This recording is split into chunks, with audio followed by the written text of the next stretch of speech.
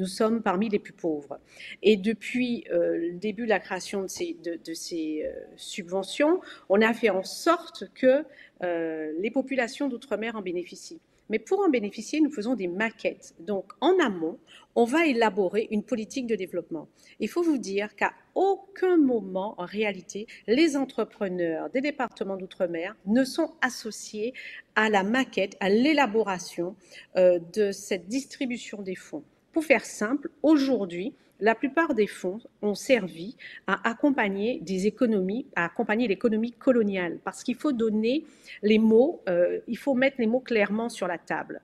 Je n'ai jamais vu à Bruxelles une préparation de PO, donc le programme opérationnel, qui soit fait en concertation avec l'économie et les besoins du territoire. On a toujours eu une maquette faite pour toujours les mêmes, donc pour maintenir une économie autour de la canne, de la banane, avoir des subventions qui ne bénéficient qu'aux mêmes et avoir une règle très spécifique et qui ne concerne finalement que nous dans les départements d'outre-mer par rapport au reste de l'Union. Vous devez avoir la totalité de la somme dont vous avez besoin, en fait, pour la subvention et devez vous l'avoir sur votre compte bancaire. Ce qui élimine 90% de ceux qui ont besoin de ces subventions. Donc, premier frein, une politique coloniale organisée, elle est organisée au niveau de la politique régionale, puisque lorsqu'on négocie les subventions européennes, vous avez une stratégie fixée par l'Union européenne, ensuite une concertation entre l'État et la région.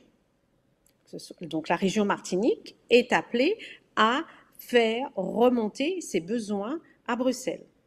Mais si lors de cette concertation, les besoins économiques du territoire ne remontent pas, on continue dans le maintien d'une économie coloniale axée autour de la subvention de la canne, de la banane, ou bien en ayant des freins importants que l'on met, des obstacles pour les entrepreneurs. Alors, ce qui est intéressant, c'est que dernièrement, on a vu un de vos élus parler de la canne en disant « Oh, maintenant, on se rend compte que dans l'usine du Galion, le sucre que l'on a n'est pas du sucre de la Martinique. » Ça fait un moment que ça c'est connu et que la plupart des pays, des produits que vous avez marqués produits pays, ce sont en réalité des produits importés qui sont juste en sachet, emballés dans nos territoires, de façon à s'assurer que rien n'est produit.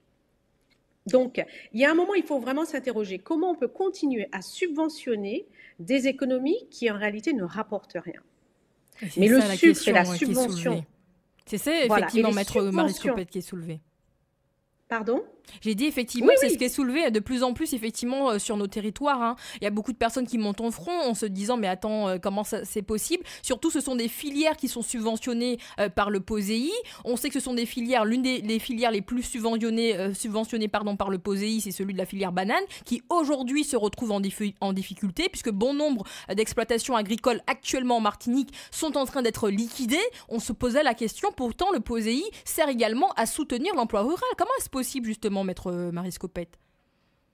Parce que tous ces outils de subvention de soi-disant l'économie locale ne servent que les intérêts de quelques groupes. On peut me dire que toutes ces économies sont représentées par le lobby d'Eurodom. Il est évident que ces lobbies ne vont représenter que les entreprises qui les paient pour les représenter. Donc, on a continué et depuis 2017, l'Assemblée nationale avait rendu son rapport sur le fait qu'il fallait arrêter, par exemple, de subventionner le sucre.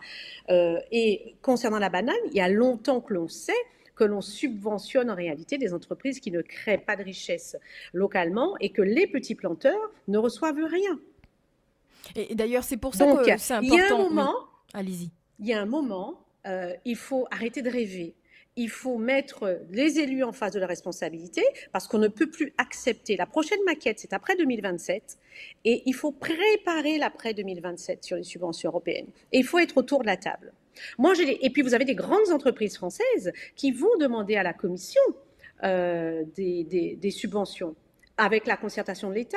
J'en veux par exemple, comme exemple, la problématique de l'Internet, où moi, en 2013, la Commission me contacte en me disant « Mais c'est bizarre, on me dit que 98% des territoires des départements d'outre-mer sont couverts en haut débit, alors que nous n'avions pas de haut débit. » Mais ce sont des budgets que l'on va allouer au groupe Orange.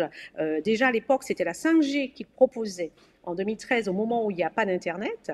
Et lorsqu'on a demandé d'avoir l'Internet pour tous et que l'Union européenne a demandé ce que soit fait par l'Internet par satellite, à ce moment-là, je suis montée au créneau et j'ai recherché à faire couvrir nos territoires en Internet par satellite, ce que fait très bien aujourd'hui Elon Musk. Et c'est comme ça que j'ai créé Caribsat. Et aujourd'hui, je ne fais plus Caribsat puisqu'Elon Musk a pris le relais. Parce que l'objectif était d'avoir l'Internet, en tout cas un accès facile pour tous. Mais chaque fois qu'on veut le développement de ce territoire, vous voyez des acteurs qui montent au créneau pour s'assurer que l'on perpétue cette économie coloniale parce que les élections, on sait par qui elles sont payées et on veut s'assurer que ce sont toujours les mêmes qui vont bénéficier des subventions. Je vais vous dire, je revois cette fonctionnaire de la Direction générale de la politique régionale qui me dit un jour, mais Maryse, il faudrait que tu fasses quelque chose parce que c'est quand même pas croyable. Ils n'ont pas honte, c'est toujours le lobby béquet qui vient nous voir pour nous demander des subventions. Et pire, vous avez un registre où il y a bien la signature de ceux qui, soi-disant, reprennent les intérêts. Je vais vous dire que quasiment toutes les entreprises de la Martinique sont représentées par ce lobby et quasiment tous les secteurs. On a délégué sa signature. Alors, Maître Marie Scopette, ça me fait sourire. Est-ce que vous n'avez pas peur, c'est pas le terme. Je me rappelle que clairement, la citation que vous avez dit en disant qu'effectivement les élections sont financées par le lobby béquet. Pour cette même phrase, justement, Maître Alex Ursulé a été justement attaqué publiquement. Je ne sais pas si vous en êtes informé, ça vous fait sourire. Mais oui. Il faut se dire que, j'ai dit, les élections, on sait par qui elles sont payées. Je n'ai pas dit elles sont payées par le lobby béquet, mais elles sont payées par les puissants. Et c'est partout dans le monde. Et ce n'est pas une exception. Il ne faut pas être naïf.